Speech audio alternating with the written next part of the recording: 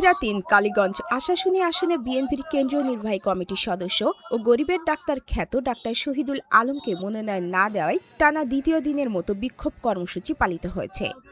বুধবার ৫ নভেম্বর বিকেলে কালীগঞ্জ ব্রিজ থেকে বাস স্ট্যান্ড অভিমুখে মানববন্ধন কর্মসূচি পালন করেন ডাক্তার শহীদুল আলমের কর্মী সমর্থকরা। এতে বিএনপি অঙ্গ ও সহযোগী সংগঠনের বিভিন্ন পর্যায়ের নেতাকর্মী ছাড়াও সাধারণ মানুষ অংশ নেন। বিক্ষোভকারীদের মুখে গরিবের ডাক্তারকে চাই, হটাও কাজী, বাঁচাও ধানের শীষ, এমন স্লোগানে উত্তাল হয়ে ওঠে কালীগঞ্জ সদর ও আশপাশের এলাকা। মানববন্ধনে সভাপতিত্ব করেন নলতা ইউনিয়ন বিএনপির সভাপতি কিসমাতুল বারী। বক্তব্য রাখেন জেলা বিএনপির সদস্য শেখ নুরুজ্জামান, উপজেলা বিএনপির সাবেক ছাত্র বিষয়ক সম্পাদক ও Bishnupur UP chairman Jahangir Alam, Nalta UP chairman Azizur Rahman Park, জেলা তরুণ দলের সহ সভাপতি মাসুম বিল্লাহ, বিএনপি নেতা এস.এম. হাফিজুর রহমান বাবু সহ বিভিন্ন পর্যায়ের নেতৃবৃন্দ। বক্তারা বলেন, ডাক্তার শহীদুল আলম জনমানুষের নেতা, গরিবের ডাক্তার। তাকে মনোনয়ন না দিলে এই আসনটি বিএনপি নিশ্চিতভাবে হারবে।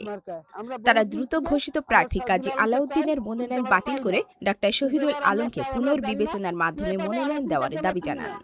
মানববন্ধনে ৭ দিনের কর্মসূচি ঘোষণা করে বক্তারা আরও বলেন, আমাদের কর্মসূচি চলমান থাকবে।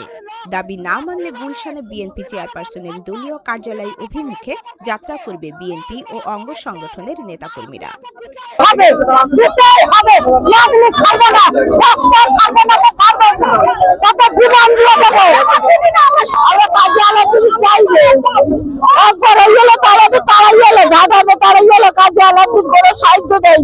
শহীদুল ডাক্তারের চিনি, শহীদুল ডাক্তারের ছাড়া ভোট আমরা কারোর দেব না।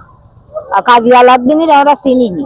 ডাক্তার শহীদুল আলমকে নমিনেশন না দেওয়া হয়নি, সেজন্য আমরা চাই ডাক্তার শহীদুল আলম নমিনেশন পাক। আর আমরা সেজন্য ঘরের মা বোন, কিশোর কিশোরী, যুবক যুবতী আমরা সবাই রাস্তায় নেমেছি এবং আমরা যতক্ষণ আমাদের এই নমিনেশন না দেবো আমরা রাস্তায় থাকবো। আমরা তার নমিনেশন চাই যে কোনো মূল্যে, যদি আমাদের শেষ রক্তবিন্দু দিতে হয় দেবো, তবু আমরা নমিনেশন চাই।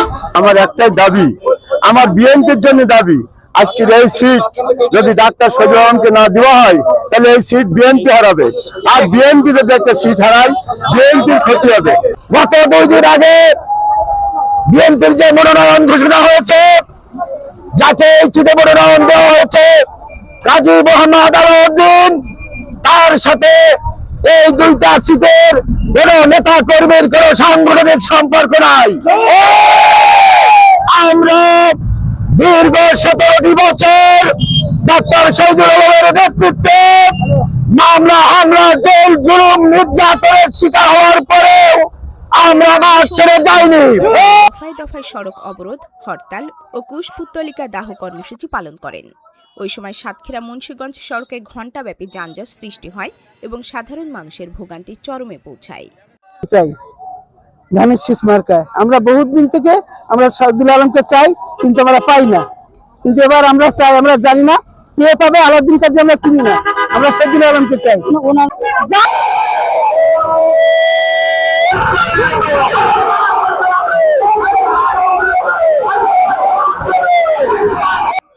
আবু জাফরের তথ্য ও চিত্রে আয়েশা আক্তার, চ্যানেল 21, সাতক্ষীরা।